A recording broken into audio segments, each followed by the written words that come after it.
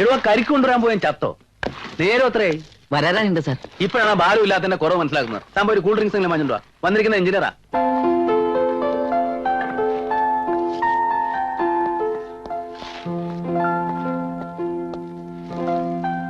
Madam, cement register ഒക്കെ up to date ആണോ? അതെ മാഡം. ഇത് എന്നത്തേക്ക് വാർക്കാൻ കഴിയും? ശനിയാഴ്ച അല്ലെങ്കിൽ തിങ്കളാഴ്ച. എസ്റ്റിമേറ്റ് പെടാത്ത കുറച്ച് വർക്ക് കൂടെ ചെയ്തിട്ടുണ്ട് മാഡം. അതിന്റെ സ്റ്റേറ്റ്മെന്റ് ഒക്കെ അയച്ചിട്ടില്ലേ? ഓ മാഡം. അപ്രൂവലിന് ട്രിവാൻഡ്രത്ത് ചീഫ് ഓഫീസിൽ പോയി വരേണ്ടി വരും. അറിയാം. ഏതായാലും മിസ്റ്റർ ഹരീന്ദ്രൻ നാളെ ഓഫീസിലേക്ക് ഒന്ന് വരൂ. വെയില് കുറെ കൊള്ളുന്നുണ്ടല്ലേ? എന്തേ? കഴിഞ്ഞ തവണ കണ്ടതിനേക്കാൾ കരിവാളിച്ചിട്ടുണ്ട് മുഖം.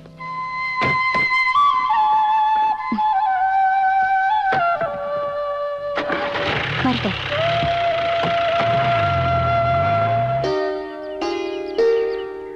നാടൻ പഴം അല്ലേ? ഈ പറമ്പിലുണ്ടായതാ. നല്ല മധുരം.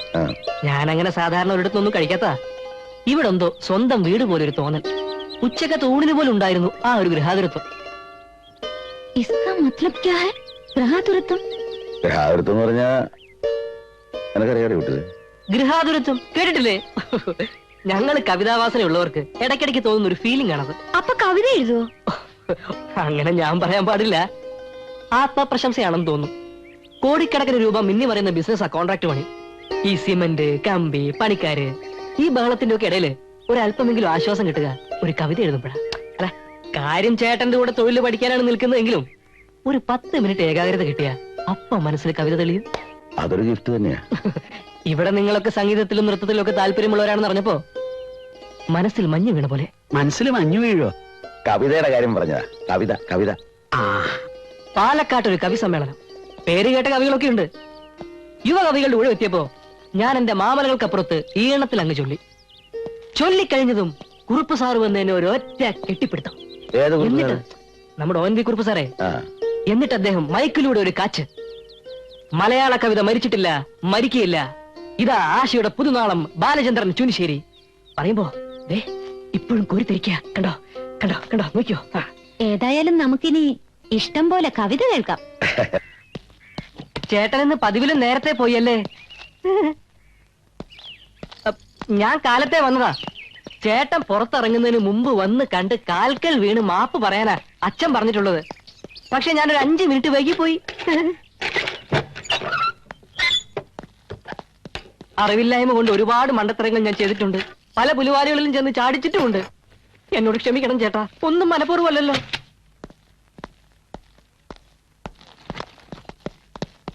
ഇറങ്ങടാ പട്ടി പുറത്ത് എന്ന അച്ഛൻ. ഹരി എന്റെ മോനെ പോലെയാണ്. അവന് വേണ്ടാത്ത നിന്നെ എനിക്കും വേണ്ട എന്ന് അമ്മ. എന്നെ വീട്ടിൽ കയറ്റുന്നില്ല ചേട്ടാ. ചേട്ടനും കൂടെ കൈയൊഴിഞ്ഞാൽ ഒരു മുഴം കയറിൽ ഞാൻ ഈ ജന്മം അവസാനിപ്പിക്കൂ.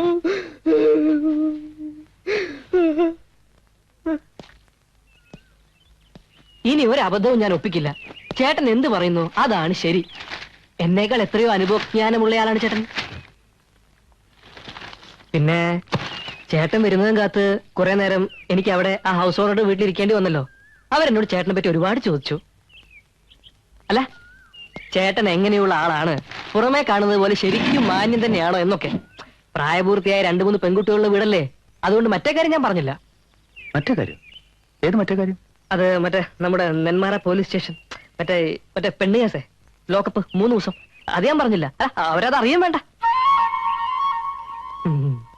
നീ പുറത്തുള്ള മുറി ഉപയോഗിച്ചാൽ മതി. ഇവിടെ എന്റെ കുറെ സാധനങ്ങളുണ്ട്. ഓ, എനിക്ക് ഈ വരാന്തയായാലും മതി. കിടത്തക്ക തൈ തത്തൈ കിടത്തക്ക താത്തി താത്തൈ തത്തൈ താത്തി താത്തൈ തത്തൈ താത്തി താത്തൈ തത്തൈ താത്തി താത്തൈ തത്തൈ കിടത്തക്ക താത്തി താ കിടത്തക്ക തൈ തത്തൈ കിടത്തക്ക താത്തി താത്തൈ തത്തൈ താത്തി താത്തൈ തത്തൈ താത്തി താ. നിർത്തണ്ട ചേച്ചി, ഒരു സെക്കൻഡ്. വെളിച്ചെണ്ണ ഉണ്ടാവും കുറച്ചെടുക്കാൻ. പപ്പടം കാച്ച നോക്കിയപ്പോഴാ കണ്ടത്. ഒരു തുള്ളി പോലും ഇല്ല. ചേട്ടനും നോക്കിയില്ല, ഞാനും നോക്കിയില്ല. ഇനിയിപ്പോ കടയിൽ പോയി മേടിക്കാന്ന് വെച്ചാ ചോറ് അടുപ്പത്താ. കുറച്ച് കഴിഞ്ഞ് തിരിച്ചു തരാം. ഇത്തിരി വെളിച്ചെണ്ണ ചോദിക്കാൻ ഇത്ര വലിയ വിശദീകരണം വേണോ? താ. ബുദ്ധിമുട്ടായി അല്ലേ? ആ കുറച്ച്. നല്ല ഹ്യൂമർ സെൻസ് ഉണ്ട് ടീച്ചർക്ക്. അടുക്കളപ്പണി നമുക്കല്ലേ? അതെ. അയ്യോ അല്ലല്ല, ഒരു ദിവസം ചേട്ടൻ വെച്ചാ ഒരു ദിവസം ഞാൻ വെക്കും, പിന്നെ ചേട്ടൻ വെച്ചാ പിന്നെ ഒരു ദിവസം ഞാൻ വെക്കും. അങ്ങനെ അങ്ങനെ അഡ്ജസ്റ്റ്മെന്റാ. ഒരു കോൺട്രാക്ടർ ആയാൽ എല്ലാം അറിഞ്ഞിരിക്കണമെന്നാ എന്റെ അച്ഛൻ ചേട്ടനെ പഠിപ്പിച്ചത്. അതിപ്പോ ചേട്ടൻ എന്നെ പഠിപ്പിക്കുക. പഠിച്ചു വരുന്നു. ഇന്ന് ക്ലാസ്സിൽ പോയില്ലേ? ഞായറാഴ്ച വിടറോ ക്ലാസ്? ഓ ഞാനതങ്ങ് മറന്നുപോയി. സത്യം പറയാലോ, ഒരു കോൺട്രാക്ടർ ലൈഫ് ഉണ്ടല്ലോ, അപ്പോ അമ്മാവാ ടെറിബിൾ. പണി തുടങ്ങി കഴിഞ്ഞാ പിന്നെ ഡേറ്റും വീക്കും ഒന്നും ഓർമ്മ ഉണ്ടാവില്ല. Completely out of order. കണ്ടപ്പോഴേ മനസ്സിലായി. ബാലുവിന്റെ ചേട്ടന് ഉറക്കൊന്നുമില്ലേ? രാത്രി ഒരുപാട് നേരം ലൈറ്റ് കണ്ടുല്ലോ. ചേട്ടൻ നേരത്തെ ഉറങ്ങി, ഞാൻ പണിപ്പുരയിലായിരുന്നു. ഓ, നൈറ്റ് വർക്കും ഉണ്ടോ? ഈ കമ്പി മുറിക്കലും സിമെന്റ് മിക്സ് ചെയ്യലും ഒക്കെ? അയ്യ, ആ വർക്കല്ല, സർഗസൃഷ്ടി. മനസ്സിലൊരു കവിതയുടെ തീപ്പൊരി വീണിട്ട് കുറച്ചു ദിവസമായി. അതൊന്ന് ആണി കത്തിക്കാൻ തുടങ്ങായിരുന്നു. എന്നിട്ട് കത്തിയോ? ഒരുവിധം. കാലത്ത് എണീറ്റ് വായിച്ചു നോക്കിയപ്പോ എഴുതിയ ഞാൻ പോലും കോരിത്തിരിച്ചു പോയി. തുടക്കം എങ്ങനെയായിരുന്നു? തുടക്കം അയ്യോ അരി വെന്ത് ചീഞ്ഞു കാണും.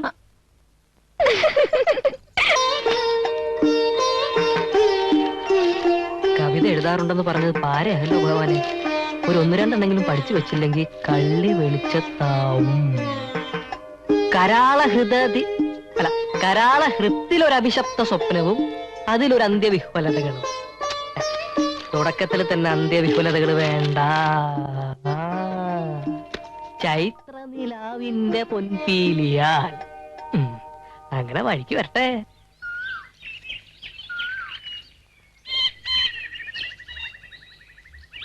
ആ കുളി ഇന്ന് പുറത്താക്കിയോ? ആ ഇന്ന് ഞായറാഴ്ച ആയതുകൊണ്ട് സൈറ്റിൽ വർക്കില്ല. ബാലുവ പറഞ്ഞ ഇവിടെ അടുത്തൊരു കുളമുണ്ടെന്ന്. ആ നാട്ടുമുറാകുമ്പോ ഇങ്ങനെയുള്ള സൗകര്യങ്ങളൊക്കെ ഉണ്ട്. നീന്തി കുളിച്ചാൽ കിട്ടുന്ന സുഖമൊന്നും വേറെ തന്നെയാ. കൃഷിപ്പണിയുണ്ടോ? ആ അല്പം സ്വല്പം. മനസ്സിന് ശരീരത്തിന് നല്ലതാ. മേലുദ്യോഗസ്ഥന്മാരുടെ ചീത്ത കേൾക്കണ്ട, ശത്രുക്കളുടെ അസൂയാലുക്കളുടെ മുഖം കാണണ്ട. ഞാനും കൃഷി കുറച്ച് പരീക്ഷിച്ചിരുന്നു പണ്ട് കുറച്ചു കാലം. ഞങ്ങളുടെ നാട്ടിൽ പക്ഷെ പണിക്ക് ആളെ കിട്ടൂല. അതങ്ങനെ എല്ലാവർക്കും വൈറ്റ് കോളർ ജോലി മതിയല്ലോ. ഇവിടെ ചില്ലറ പണിയൊക്കെ ഞാൻ തന്നെ ചെയ്യും. ചിലപ്പോ മക്കളും കൂടും. ഇന്ന് കുറച്ച് വളം ഇടുന്നുണ്ട്, ഞാൻ ചെല്ലട്ടെ. ആത്മാനുരാഗത്തിരശീല ഒരു കവിതയാണ് ഏട്ടാ. ഒരു വീക്കിലി നീട്ടിയതാ. അപ്പൊ ഒരു രസത്തിന്. കവിത വായിക്കുന്നത് ഇങ്ങനെയാണ്. അതിനൊരു താളവും ഒരു ഈണവും ഒക്കെ വേണ്ടേ?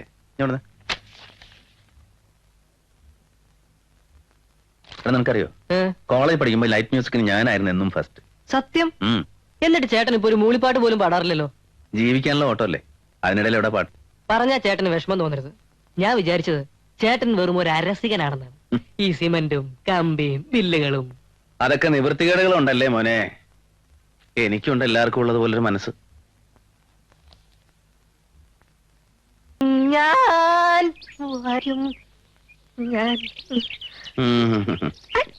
നിന്റെ പോട്ട്.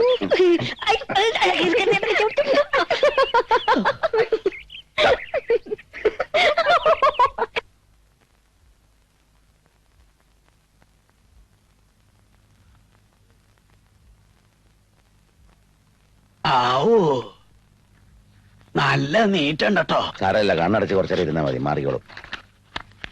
ആ കൈമള എന്താ പറഞ്ഞിട്ട് പോയത്? ജാതകം ശരിയായിട്ടുണ്ടത്രേ. നീ അവരാലോചിക്കട്ടെ, നമുക്കൊന്ന് അന്വേഷിക്കാം. ഇതാ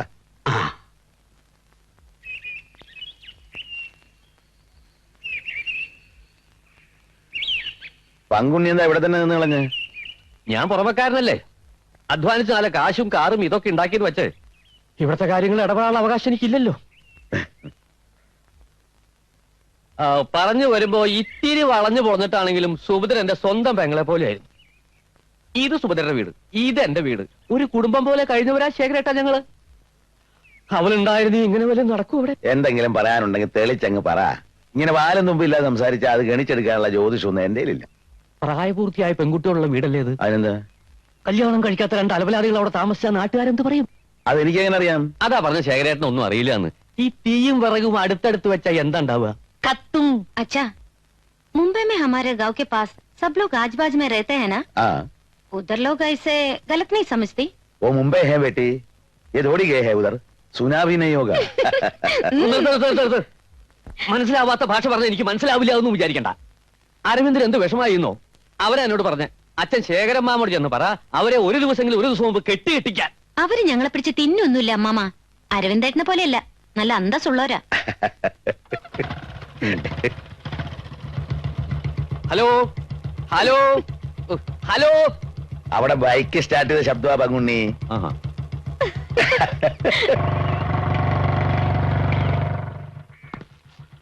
ഞാൻ എവിടെ പോയി നെയ്യ് ചോദിച്ചാൽ പെട്ടെന്നൊരു അത്യാവശ്യം നാട്ടിൽ പോയെന്ന് പറഞ്ഞേക്കും. പില്ലേഴ്സിന്റെ വർക്ക് തീർന്നെന്നും അടുത്ത സ്റ്റേജ് നാളെ തന്നെ ആരംഭിക്കുന്നു പറഞ്ഞേക്കണം. എന്നെ കൊണ്ട് ഇങ്ങനെ നുണ പറയിക്കുന്നതിന്റെ ശാപം എനിക്ക് കിട്ടുമോ അതോ ചേട്ടന് കിട്ടുമോ? എനിക്കിനി എന്ത് കിട്ടാൻ? നീയല്ലേ എന്റെ ഏറ്റവും വലിയ ശാപം. പിന്നെ മാഡത്തിനോട് എന്നെ പറ്റിയുള്ള പേഴ്സണൽ മാറ്റേഴ്സ് ഒന്നും പറയണ്ട. കൊള്ളാം. എന്നെ കൊന്നാ ഞാൻ പറയോ? നമ്മുടെ മറ്റേ നെന്മാറ പോലീസ് സ്റ്റേഷൻ കേസ് എന്നെ നാവിന്റെ തുമ്പത്ത് എത്ര പ്രാവശ്യം വന്നതാ, ഞാൻ മിണ്ടിയോ? അല്ല, കുറെ നാളായല്ലോ നീ നെന്മാറ കേസും കൊണ്ട് നടക്കുന്നു. ഒരു കൂട്ടുകാരനും അവന്റെ കാമുവിക്ക് ഞാൻ അഭയം കൊടുത്തു. 18 വയസ്സ് തികയാത്തോണ്ട് പെണ്ണിന്റെ തന്ത അവളെ പിടിച്ചോണ്ട് പോയി. കാമുകനെ പിടിച്ച കൂട്ടത്തിൽ ചോദ്യം ചെയ്യാൻ എന്നെയും പോലീസ് സ്റ്റേഷനിൽ കൊണ്ടുപോയി. അതിലപ്പുറം ഒന്നും അവിടെ നടന്നിട്ടില്ലല്ലോ. 3 ദിവസം ലോക്കപ്പിന്റെ അഴി എണ്ണിയത് ഒരു ചെറിയ കാര്യമാണോ ചേട്ടാ? സത്യം എന്തായാലും കേസ് പെണ്ണുകേസല്ലേ? പുറത്തിറങ്ങാ മരണം വരെ നടക്കടാ. പുറത്തറിയിച്ചാൽ പിന്നെ നിന്റെ മരണത്തിന് വേറെ കാരണമൊന്നും വേണ്ട. ഒരാളെ കൊന്നിട്ട് ജയിലിൽ പോകാനും എനിക്ക് യാതൊരു മടിയും. അയ്യോ എന്റെ മാല കൊണ്ടുപോയേ, അയ്യോ എന്റെ മാല പൊട്ടിച്ചോണ്ട് പോയേ. അപ്പൊ പറഞ്ഞോലെ ടൗണിൽ നിന്ന് നേരെ സൈറ്റിലേക്ക് വന്നാൽ മതി. നിൽക്ക് ചേട്ടാ, ചേട്ടൻ ഒരു മനുഷ്യനാണോ? ഒരു പാവ സ്ത്രീയുടെ താലിമാല പൊട്ടിച്ച് ഒരു കള്ളൻ ഓടുന്നത് കണ്ട കാണാത്ത ഭാഗത്ത് പോകണോ? എടാ, അങ്ങനെ 1000 കാര്യങ്ങൾ ഈ ലോകത്ത് നടക്കും. ഇതിപ്പോ നമ്മുടെ കൺമുമ്പിലല്ലേ നടന്നത്? ബൈക്ക് ഉണ്ടല്ലോ, ഒന്ന് ശ്രമിച്ചാൽ പിടിക്കാവുന്നല്ലേ ഉള്ളൂ. ആ സ്ത്രീ നിന്റെ അമ്മയും പെങ്ങളൊന്നും അല്ലല്ലോ. അവർക്കാണ് ഇങ്ങനെ ഒരു സ്ഥിതി വരുന്നെങ്കിലോ ആരും സഹായിക്കണ്ടാ. നീ ആളെ കൺഫ്യൂഷൻ ആക്കല്ലേ. ചേട്ടാ, കള്ളന്റെ കയ്യിൽ നിന്ന് മാല വാങ്ങിച്ച സ്ത്രീക്ക് കൊടുത്താ പുണ്യം കിട്ടും ചേട്ടാ, പുണ്യം.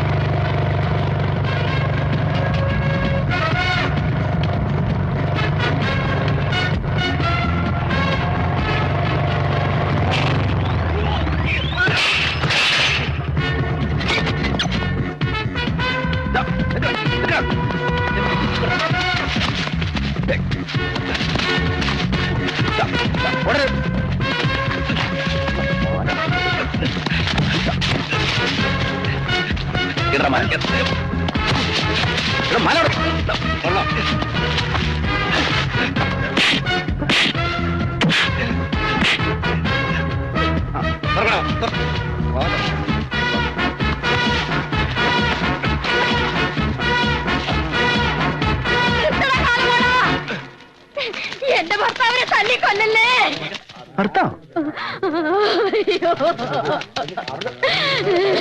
കള്ളു കുടിക്കാൻ കാശ് ചോദിച്ചപ്പോ ഞാൻ കൊടുത്തില്ല. അപ്പോഴാ മാല പൊട്ടിച്ചത്. അതിനിങ്ങനെ തല്ലി ചതക്കിലോടെ കാലമാടാ. അയ്യോ അയ്യോ.